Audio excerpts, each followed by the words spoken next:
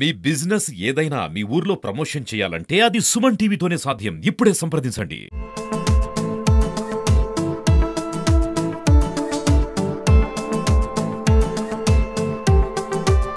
నమస్తే, welcome to Suman TV.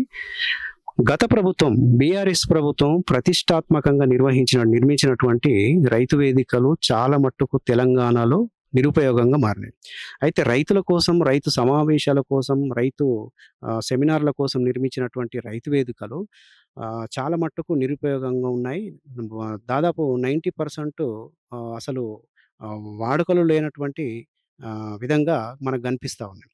అయితే సుమారు 22-24 లక్షల వ్యయంతో నిర్మించినటువంటి కేంద్ర ప్రభుత్వం, రాష్ట్ర ప్రభుత్వాలు కలిసి 24 లక్షల వ్యయంతో నిర్మించినటువంటి రైతు వేదికలు ఈరోజు రైతుల సమావేశాలకు గానీ, సెమినార్‌లకు గానీ, రైతులకు సూచనలు ఇచ్చేటువంటి కార్యక్రమాలు గానీ, అధికారులు గానీ ఎటువంటి సమావేశాలు నిర్వహించకపోవడం వల్ల ఇవాళ రైతు వేదికలు కరెంటు బిల్లులు గూడా కట్టలేనటువంటి పరిస్థితిలో ఉన్నాయి.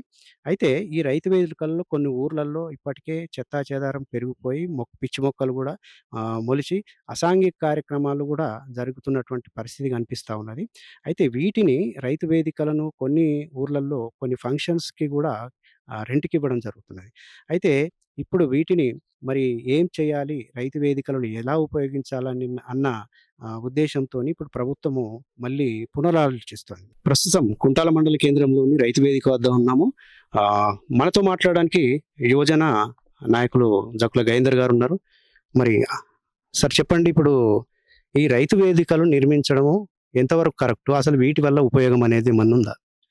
అయితే గత బీఆర్ఎస్ ప్రభుత్వం ఏదైతే ఒక ప్రతిష్టాత్మకంగా అంటే రైతులు ఒక చోట కూర్చొని మాట్లాడుకోనికి ఇప్పటి వరకు ఎలాంటి వేదిక లేదు కాబట్టి ఇక ప్రతి గ్రామంలో కొన్ని విలేజ్ క్లస్టర్గా తీసుకొని ఒక రైతు వేదిక ఏర్పాటు చేయడం ద్వారా రైతులందరూ ఒక దగ్గర కూర్చొని సంఘటితమై చర్చలు చేసుకొని ఈ చర్చల ద్వారా వాళ్ళు మరి పంటలు పండించే విషయంలో తగు జాగ్రత్తలు తీసుకోవడం పాటు ఎక్కువ పంటల దిగుబడి కోసం ఎలాంటి చర్యలు తీసుకోవాలన్న ఉద్దేశం కోసం అంటే అందరూ కూర్చొని మాట్లాడుకోనికి ఏర్పాటు చేసినదే ఈ రైతు వేదికలు.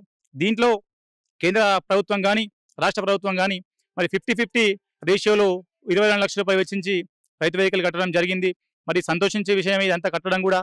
కానీ ఏదైతే ఏ ఉద్దేశంతో అయితే ఈ రైతు వేదికలు కట్టారో ఆ ఉద్దేశానికి మరి అపోజిట్గా అంటే వ్యతిరేకంగా అక్కడ వాటిని వినియోగించుకునే స్థాయిలో ఈ అధికారులు కానీ, రాష్ట్ర ప్రభుత్వం కానీ లేదు. అయితే అంత 22 లక్షలు వెచ్చించి ప్రతి చోట ఎక్కడైతే రైతు వేదిక కట్టిండో ఈ యొక్క రైతు వేదిక అన్నింటినీ కూడా అవి కట్టడం వెనకాల ఉన్న ఉద్దేశం ఏందో వాటి కోసం మరి వాటిని వాడితే ఎక్కడైనా వాడితే బాగుంటది అంటే అక్కడ రాష్ట్ర ప్రభుత్వం కట్టిన ఉద్దేశం వేరు, ఇక్కడ క్షేత్ర స్థాయిలో అక్కడ దాంట్లో పరిపాలన జరుగుతున్న విషయాలు వేరు. కాబట్టి ఇక్కడైనా రైతు వేదికలు ఎందుకు కట్టారో వాటిని ఆ పర్పస్లో యూజ్ చేయాలి. తప్పకుండా రైతులందరినీ కూడా ఒక దగ్గర కూర్చొని మరి ఆ చర్చా వేదికగా రైతు వేదికని ఇక్కడైనా మార్చాలి. అదేవిధంగా చాలా చోట వేరే వేరే దగ్గర మేము చూస్తూ ఉంటే ఈ యొక్క రైతు వేదిక అనేది ఎక్కడో ఊరు బయట కట్టి వాటిని మరి డబ్బుల కోసం కట్టి కాంట్రాక్ట్ కోసం కట్టిన పరిస్థితి మనకు కనిపిస్తున్నది. కాబట్టి వీటిలో ఎలాంటి అసాంఘిక కార్యకలాపాలు జరగకుండా వాటిని సరైన పద్ధతిలోకైనా వినియోగించి రైతులకు న్యాయం చేయాలి. అదేవిధంగా కొన్ని చోట్ల కరెంటు బిల్లులు కట్టలేని స్థాయిలో రైతు వేదికలన్నీ కూడా మరి మూలన పడిపోతున్నాయి, శిథిలావస్థకు చేరుతున్నాయి.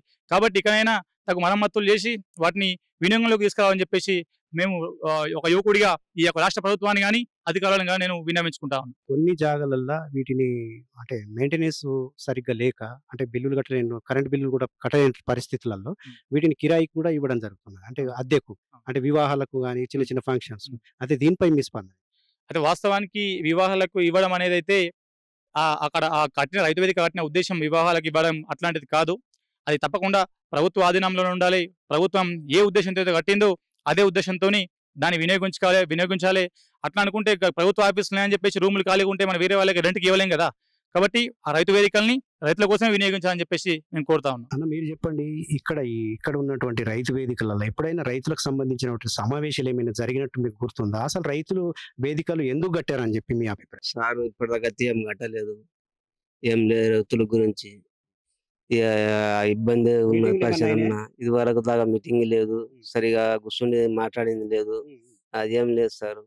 అప్పటిదాకా మొత్తం పరిస్థితి ఇట్లా ఉన్నది రైతు పరిస్థితి. చూడండి మీరే. మీరు రైతులు చాలా మంది ఇక్కడ అంటే చాలామంది ఇక్కడ ఉంటారు గదా రైతులు. అంటే మీకెప్పుడైనా మీకు మాట్లాడాలని అనిపించినప్పుడు మీకెప్పుడైనా వెళ్ళేటువంటి అవకాశం ఏమన్నా కలిగిందా? ఏ ఏం కలగలేదు సార్. చర్చించుకోవడానికి. చర్చించుకోవడానికి ఏం కలగలే గానీ వాళ్ళకి బిల్లలేదు మాకు ముందరికి రాలేదు సార్ మాట్లాడడానికి. ఎప్పుడు తాళమేసే ఉంటదా? అవ్ ఎప్పుడు అంతే సార్. ఓకే. ఇది ఇక్కడ రైతులు చెప్తున్నటువంటి పరిస్థితి. మరి రైతు వేదికలకు పెట్టినటువంటి ఖర్చంతా వృధా ఖర్చు. గత ప్రభుత్వం చేసినటువంటి నిర్వాకం వల్లనే ఇలా రైతు వేదికలు నిరుపయోగంగా మారినాయని చెప్పి రైతులు చెప్తున్నారు. కెమెరామన్ బాలుతో శివ, సుమన్ టీవీ.